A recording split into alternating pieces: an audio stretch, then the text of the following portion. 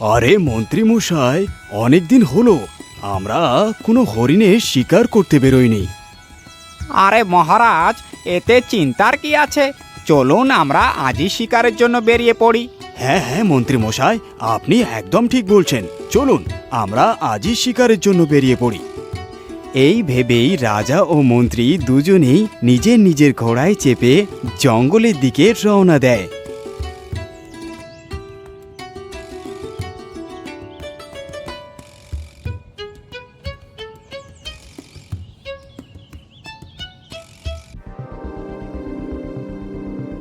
আরে মন্ত্রী মশাই, আমাদের তো ঘুরতে ঘুরতে সারাটা দিন কেটে গেল, কিন্তু এখনো তো কোনো শিকার পেলামই না।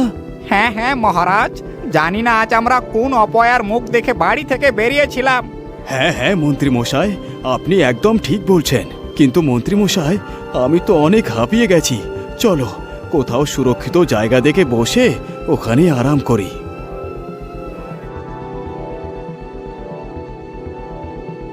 দুজনে চলতে চলতে একটি কুয়োর পাশ দিয়ে যায়। মহারাজ, এইখানে পাশেই একটি কুয়ো আছে, কেননা আমরা এই জায়গাতেই একটু আরাম করে নিই। হ্যাঁ মন্ত্রী মশাই, এই স্থান একদম উপযুক্ত হবে। চলো এখানে একটু বিশ্রাম করে নিই। এই বলেই দুজনে নিজের নিজের ঘোড়া থেকে নামেন আর গাছের কাছে পৌঁছে যান। মন্ত্রী মশাই, আপনি তাড়াতাড়ি যান আর কুয়ো থেকে আমার জন্য জল ভরে আনুন। ঠিক আছে মহারাজ, আপনি এখানে আরাম করুন, আমি এক্ষুনি আপনার জন্য জল নিয়ে আসছি। এই বলেই মন্ত্রী মশাই কুয়োর কাছে পৌঁছে যান আর জল তোলার জন্য কলসিটাকে দড়ির সাহায্যে কুয়োতে ফেলে দেন। এবার মনে হচ্ছে আমার কলসিটা জলে ভর্তি হয়ে গেছে। চলো তাড়াতাড়ি আমার কলসিটাকে বাইরে বের করে নিই। এই ভেবেই মন্ত্রী তার কলসি বাইরে টানতে শুরু করেন। আরে এ কি, আমার কলসি এত ভারী কিভাবে হয়ে গেল?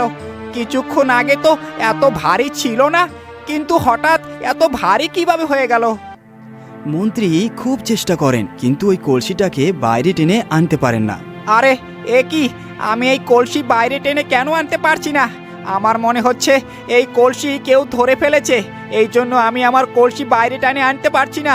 আরে কে আছো কুয়োর ভিতরে? কে আমার কলসি ধরে আছে?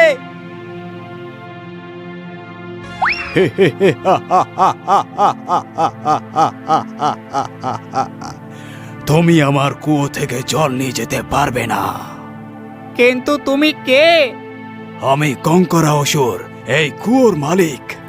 আরে কঙ্করা অসুর মহাশয়, আমাদের প্রচন্ড পরিমাণে তৃষ্ণা পেয়েছে, দয়া করে আমাদের একটু জল দিয়ে দিন।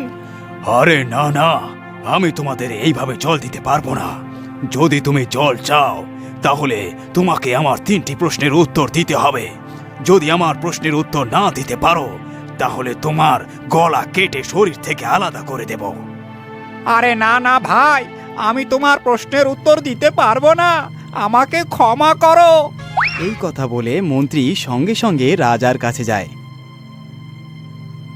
মহারাজ, ওই ওই কুয়োতে একটা রাক্ষস আছে। আরে কি ব্যাপার মন্ত্রী মশাই, আপনাকে এত চিন্তিত কেন দেখাচ্ছে? মহারাজ মহারাজ, ওই কুয়োতে একটি রাক্ষস আছে। তারপর মন্ত্রী রাজাকে সব কথা খুলে বলেন। 3টি প্রশ্ন? কিন্তু সে কি এমন 3টি প্রশ্ন করতে চাইছে? ওসব আমি কিচ্ছু জানি না মহারাজ, আপনি আমাকে বাঁচান মহারাজ। মন্ত্রী মশাই, আপনি ঘাবড়াবেন না, আমি গিয়ে দেখছি ওই রাক্ষসকে। দেখছি ও কি প্রশ্নের উত্তর চায়। আর এই কথা বলেই রাজামশাই ওই কুয়োর কাছে যান আর মন্ত্রী মশাই ভয়ে ওই গাছের কাছেই দাঁড়িয়ে থাকেন। কে তুমি? আর আমাদের জল কেন নিতে দিচ্ছ না? তুমি কি এটা জানো যে আমি কে?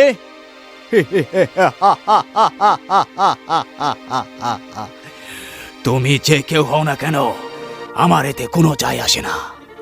তুমি যদি জল চাও তাহলে তোমাকে আমার 3টি প্রশ্নের উত্তর দিতেই হবে, আর যদি জবাব দিতে না পারো তবে আমি তোমার গলা কেটে শরীর থেকে আলাদা করে দেব।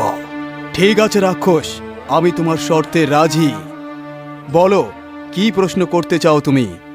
তাহলে ঠিক আছে, আমার প্রথম প্রশ্ন হলো এমন কি জিনিস যা মানুষ একবার খেলে আর দ্বিতীয়বার খেতে চায় না? আরে এ রাক্ষস এটা কেমন প্রশ্ন করে বসলো? এর উত্তর তো আমার জানাই নেই। আমার তো মনে হচ্ছে এই রাক্ষস আমার প্রাণ আজ নিয়েই ছাড়বে। আরে কি হলো, তুমি এত শান্ত হয়ে গেলে কেন? তুমি আমার এই ধাঁধার উত্তর দাও। কিন্তু রাক্ষস, এই ধাঁধার উত্তর তো আমার জানাই নেই।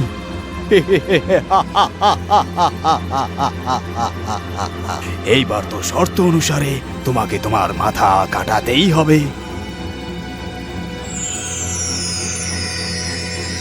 এই বলেই রাক্ষস রাজার মাথা কেটে দেয়। এই দৃশ্য দেখে মন্ত্রী ভীষণ ভয় পেয়ে যায় আর ওই জায়গা থেকে পালিয়ে যায়। আর এই সব কথা সে রাজার পুত্রকে বলে দেয়। মন্ত্রী মশাই, আপনি কাপুরুষের মতো পালিয়ে এলেন কেন? আপনাকে ওই রাক্ষসকে ওখানেই মেরে ফেলতে হতো। বাবা রাজকুমার, ওই রাক্ষস যেমন তেমন সাধারণ রাক্ষস ছিল না, ওর কাছে চমৎকারী শক্তি আছে। আচ্ছা, এই ব্যাপার। তাহলে নিয়ে চলো আমাকে ওই কুয়োর কাছে, কেননা যতক্ষণ আমার বাবার খুনি বেঁচে আছে ততক্ষণ আমার চোখে ঘুম আসবে না। রাজকুমার আর ওই মন্ত্রী দুইজনেই ওইখান থেকে বেরিয়ে পড়েন। দুইজনেই চলতে চলতে ওই কুয়োর কাছে পৌঁছে যান। বাবা রাজকুমার, এই সেই কুয়ো যেটার ভিতরে ওই রাক্ষস থাকে। আরে ওই শয়তান রাক্ষস, তুই কোথায়? তুই আমার বাবাকে মেরেছিস, আমি তোকে জীবিত ছাড়বো না।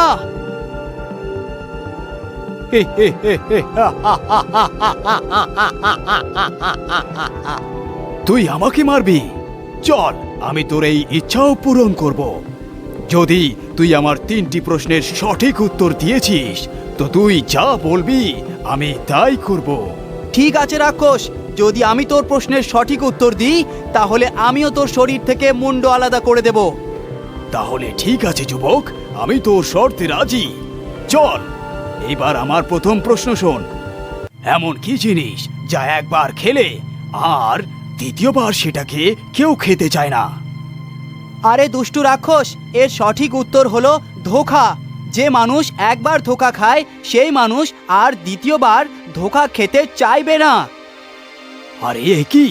এই যুবক তো আমার প্রথম প্রশ্নের একদম সঠিক উত্তর দিয়েছে। আজকে এরকম হবে না তো যে আমি আমার শর্তে নিজেই ফেসে যাব। আরে না না, আমি ওকে আরো কঠিন প্রশ্ন করি।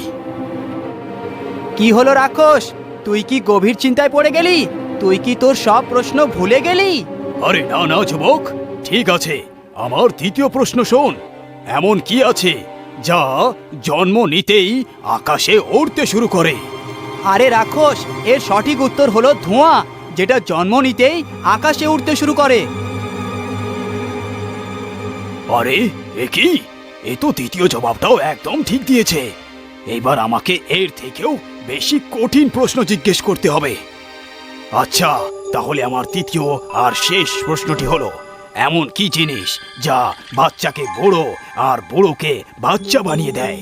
রাক্ষস, এর সঠিক উত্তর হলো মানুষের বয়স, যা বাচ্চাকে একদিন না একদিন যুবক বানিয়েই দেয়, আর এক যুবককে একদিন না একদিন বুড়ো অবশ্যই বানিয়ে দেয়। রাজকুমারের মুখ থেকে এই কথা শুনতেই রাক্ষস সঙ্গে সঙ্গে ওই কুয়োতে ঢুকে পড়ে। আচ্ছা বাচ্চা, যখন নিজের সময় এলো তখন জীবন বাঁচিয়ে পালাচ্ছিস, কিন্তু আমি তোকে এইবার জীবিত ছাড়বো না। এই কথা বলেই রাজকুমার ওই কুয়োর ভিতরে ঝাঁপ দিয়ে দেয়। হে ভগবান, রাজকুমার তো কুয়োর ভিতরে চলে গেলেন। ওনাকে ওনাকে রক্ষা করো ভগবান। রাজকুমার কিছুক্ষণ পর ওই কুয়ো থেকে ওই রাক্ষসের মাথা কেটে নিয়ে বাইরে চলে আসেন।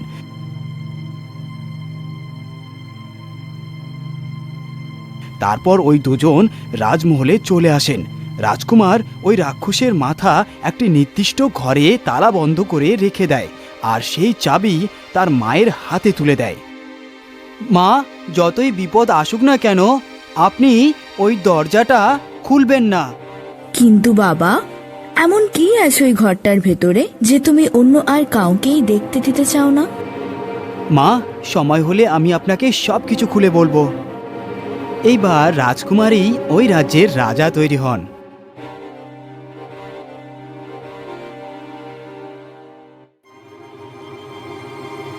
কিন্তু এমন কি আছে ওই ঘরটার ভেতরে যে রাজকুমার কাউকেই দেখতে দিতে চায় না? কিন্তু আজ তো আমি ওই জিনিসটা দেখেই ছাড়বো। এই ভেবে মহারানী দরজার কাছে যায় আর তালা খুলে ঘরের মধ্যে ঢুকে পড়েন।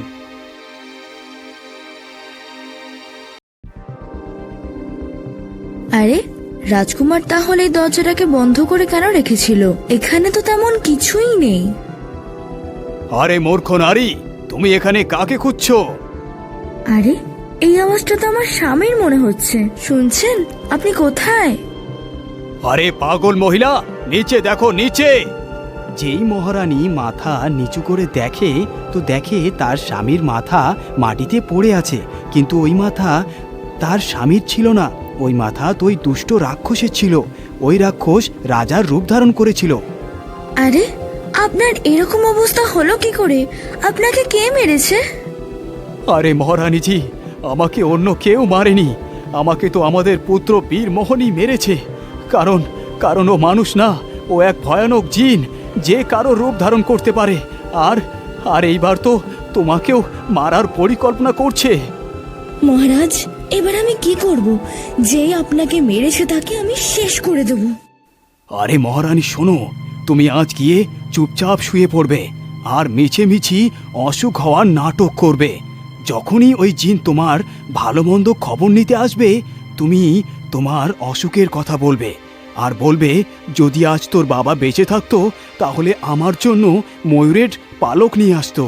যেই পালকগুলোকে আমি রান্না করে খেতাম আর ঠিক হয়ে যেতাম। আর হ্যাঁ, ওকে বলো যে দক্ষিণ দিকে একটা বিশাল বটগাছ আছে আর ওই গাছের মধ্যেই ময়ূর জোড়া থাকে।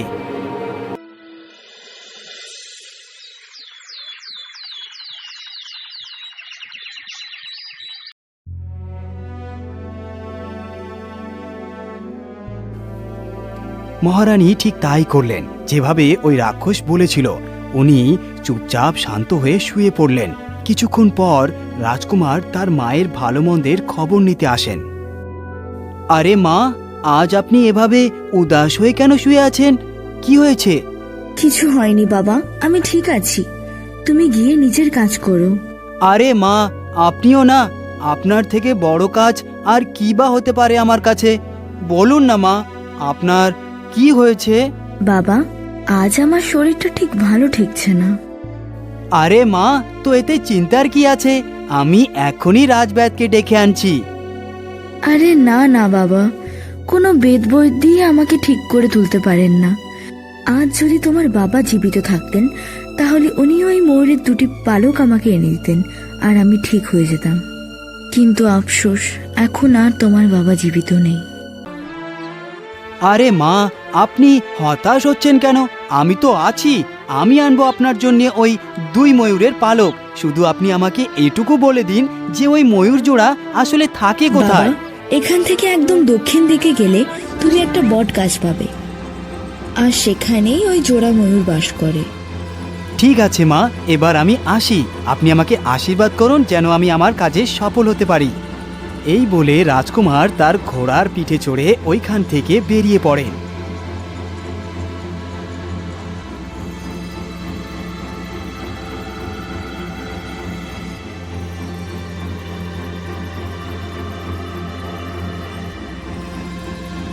হে ভগবান, আমার চলতে চলতে সকাল থেকে দুপুর হয়ে গেল, কিন্তু ওই বটগাছ তো এখনো পেলামই না।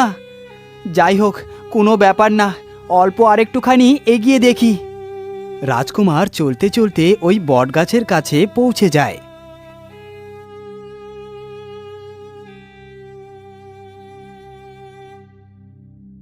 আরে, আমার মনে হচ্ছে এইটাই ওই বটগাছ যেটার কথা আমার মা আমাকে বলেছিল। চলো তাড়াতাড়ি এর কাছে গিয়ে দেখি। রাজকুমার তাড়াতাড়ি বটগাছের কাছে পৌঁছায়।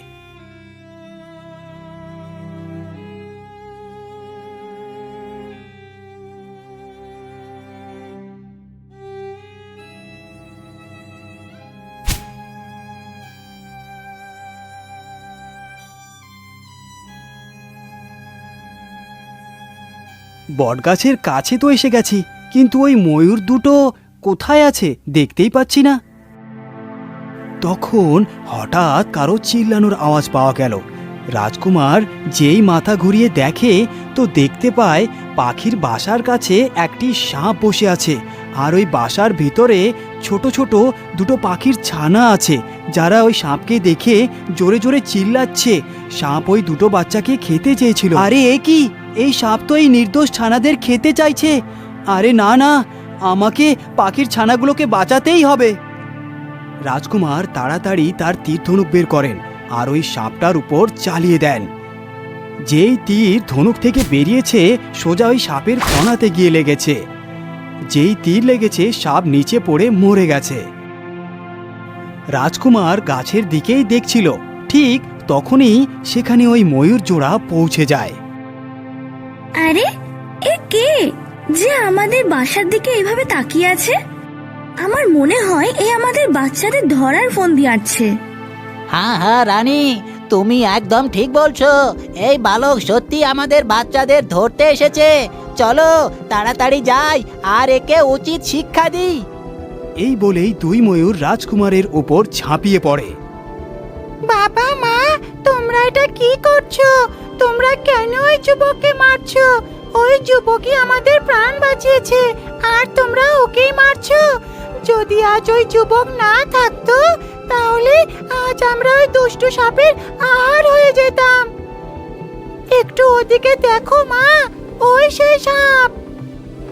বাচ্চার মুখে এইসব কথা শুনে ময়ূর জোড়া হতাশ হয়ে যায়।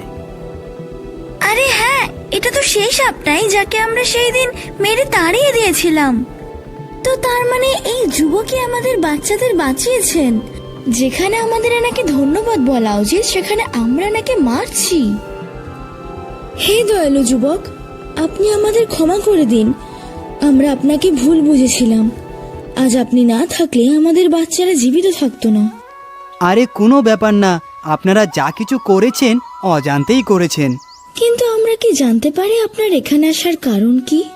হে ময়ূর রানী, আমি এখানে আপনাদের পালক নিতে এসেছি। কিন্তু বাবা, তুমি আমাদের পালক নিয়ে কি করবে? আপনার ওই পালক আমার মায়ের ওষুধের জন্য লাগবে। কিন্তু আমার পালক দিয়ে কাউরির ওষুধ কিভাবে তৈরি হতে পারে? আমার মনে হয় কেউ এই সাদাসিধে মানুষটার সঙ্গে প্রতারণা করছে। কি হলো ময়ূর রানী, আপনি শান্ত কেন হয়ে গেলেন? আপনি কি আমাকে আপনার পালক দেবেন না? আরে কিছু না বাবা, তুমি আমার পালক নিয়ে যেতে পারো। আর আমি তোমাকে যা পালক দিচ্ছি তার মধ্যে থেকে একটা পালক তুমি সবসময় নিজের কাছে রেখো। যখনই তোমার আমাকে প্রয়োজন হবে তখন ওই পালকটাকে খুব যত্ন সহকারে বোলাবে, তাহলে আমি তোমার কাছে চলে আসবো।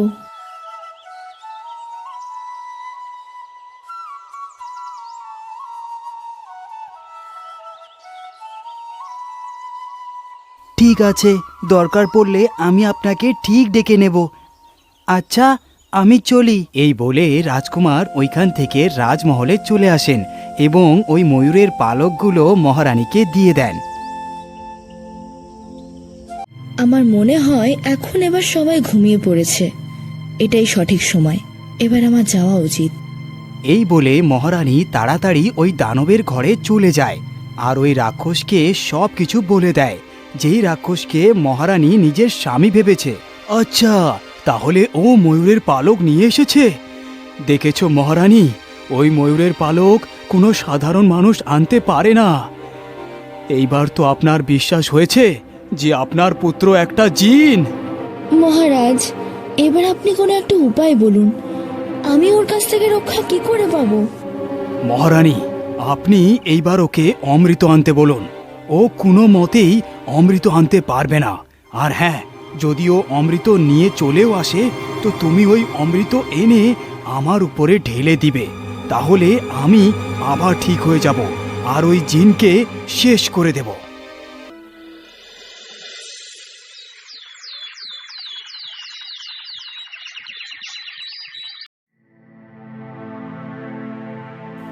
মহারানী ঠিক তাই করলেন। দ্বিতীয় দিন রাজকুমার আবার মহারানীর স্বাস্থ্যের খবর নিতে আসেন। মা, এখন আপনাকে কেমন লাগছে? বাবা, ওই ময়ূরের পালকের সেরকম কিছু লাভ আমার হয়নি। যদি তুমি একটু অমৃতর ব্যবস্থা করে দিতে তাহলে আমি একদম সুস্থ হয়ে উঠতে পারতাম। ঠিক আছে মা, আপনি নিশ্চিন্ত থাকুন, আমি আপনার জন্য অমৃত অবশ্যই আনব। এই বলেই রাজকুমার অমৃত আনতে বেরিয়ে পড়েন।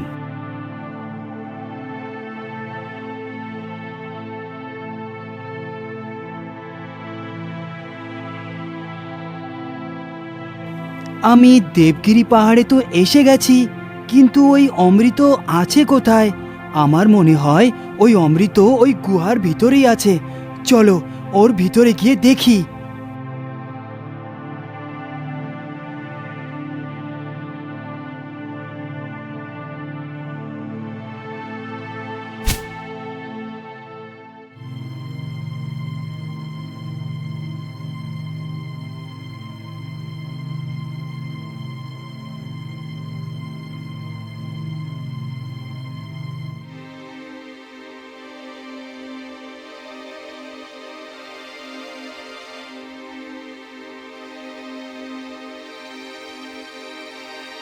আরে অমৃত কুণ্ড তো আমি পেয়ে গেছি, তাড়াতাড়ি করে বোতলে করে ভরে নিই। যদিও বা এখনো অবধি তো কোনো সমস্যার মধ্যে পড়িনি, কিন্তু এত সহজে তো অমৃত পাওয়ার কথাই না। আমি এক কাজ করি, অমৃত কুণ্ডের কাছে একটি পাথর ছুঁড়ে দেখি, যদি কিছু থাকে তো ঠিক দেখতে পাবো। এই ভেবে রাজকুমার একটা পাথর তুলে নিয়ে ওই কুণ্ডের কাছে ছোড়ে। কুণ্ডের কাছে গিয়ে পাথর পড়তেই ওখানে একটা রাক্ষস প্রকট হয়, যে রাক্ষস ওই কুণ্ডের রক্ষা করত। আরে কে আছে এখানে? কে এই পাথর ছুড়লো?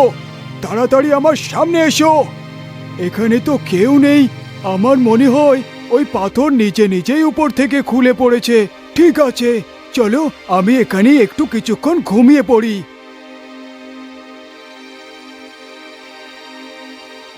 আরে রাম রাম রাম, এ কি? এ তো একটা বিশাল ভয়ানক রাক্ষস। আমি ঠিকই করেছি যে একটি পাথর ছুঁড়ে দেখে নিয়েছি। এবার কি করব?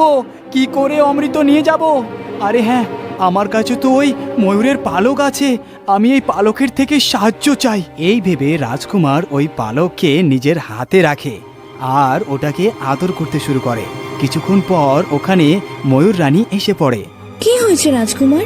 আমি তোমাকে কিভাবে সাহায্য করতে পারি? ময়ূর রানী, আমি খুব সমস্যায় পড়ে গেছি। আমার ওই কুণ্ড থেকে একটু অমৃত দরকার, কিন্তু ওই কুণ্ডের পাহারা এক রাক্ষস দিচ্ছে। কি করব? ওই অমৃতকে কিভাবে পাবো? কোনো ব্যাপার না রাজকুমার, এত বিচলিত হয়ে ওঠো না। ওই বোতলে আমি অমৃত ভরে আনছি, ওই রাক্ষস আমাকে ধরতে পারবে না। এই বলে ময়ূরনী বোতল তুলে নিয়ে কুণ্ডের কাছে গিয়ে অমৃত ভরতে শুরু করে।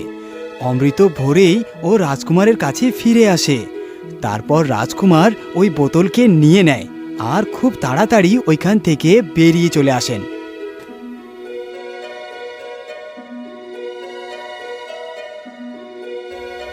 আরে হ্যাঁ, এটা তো অমৃত, আর এই অমৃত দিয়ে আমি মৃত মানুষকেও জীবিত করতে পারবো। হ্যাঁ, আমি এক কাজ করি, সোজা আমার বাবার কবরের কাছেই যাই।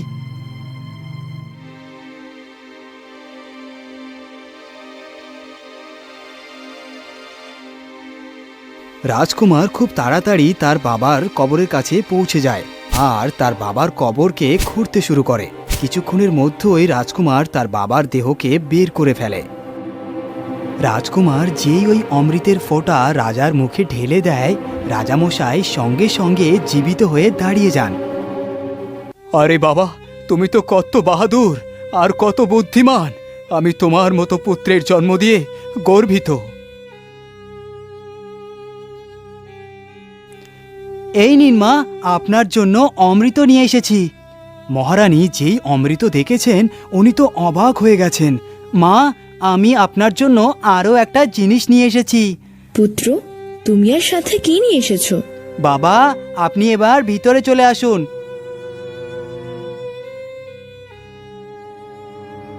মহারানী যেই নিজের স্বামীকে দেখেন তো তিনি অবাক হয়ে যান আর নিজের স্বামীকে জড়িয়ে ধরে কাঁদতে শুরু করেন। কিন্তু পুত্র, যদি ইনি তোমার বাবা হন তাহলে ওই ঘরে কে আছে? তারপর রাজকুমার সমস্ত গল্প তার মাকে খুলে বলেন। এই সব কিছু শুনতেই মহারানীর পায়ের নিচের মাটি সরে যায়। বাবা, আমাকে তুমি ক্ষমা করে দিও, আমি তোমাকে ভুল বুঝেছিলাম। আমি ওই রাক্ষসের কথায় বিশ্বাস করে ফেলেছিলাম। তারপর মহারানী সবকিছু রাজকুমারকে খুলে বলেন। আরে মা, আপনি দুঃখিত হচ্ছেন কেন? আপনি যা কিছু করেছেন ভালোই করেছেন। আজ আপনার জন্যই আমি আমার বাবাকে ফিরে পেয়েছি। বাবা, আমাদের ওই রাক্ষসের মাথা পুড়ে ছাই করে দিতে হবে, তবেই ওই রাক্ষস সম্পূর্ণরূপে শেষ হবে। এই বলেই রাজা ও রাজকুমার ওই মাথা পুড়ে ফেলে আর খুশি খুশি নিজের রাজ্যে বসবাস করতে শুরু করেন।